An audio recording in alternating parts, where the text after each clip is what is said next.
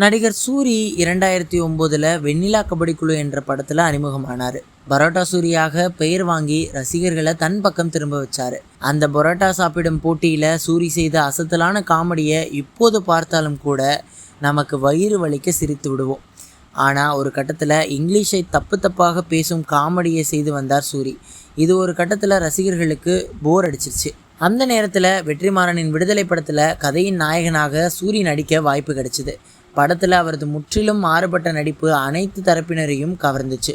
தொடர்ந்து அவர் கருடன், கொட்டுக்காளி என பல படங்களில் ஹீரோவாக நடித்தார்.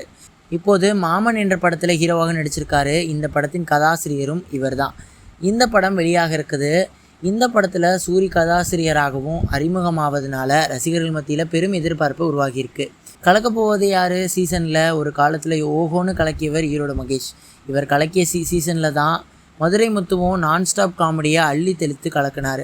இவர்கள் இருவருமே இப்போது ரொம்பவே பிரபலமாகிட்டாங்க. அந்த வகையில் ஈரோடு மகேஷ் நடிகர் சூரி குறித்து ஒரு தகவலை தெரிவிச்சிருக்காரு.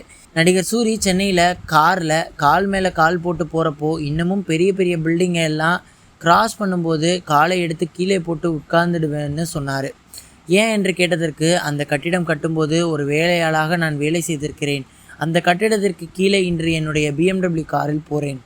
காருக்குள்ளே சூரி இருக்கலாம், ஆனால் என்னை வாழ வைத்த பில்டிங் முன்னாடி எப்படி என்னால் கால் மேலே கால் போட்டு உட்காருவது அப்படின்னு சொல்லியிருக்காரு. அதுதான் சூரி என்கிறார் ஈரோடு மகேஷ்.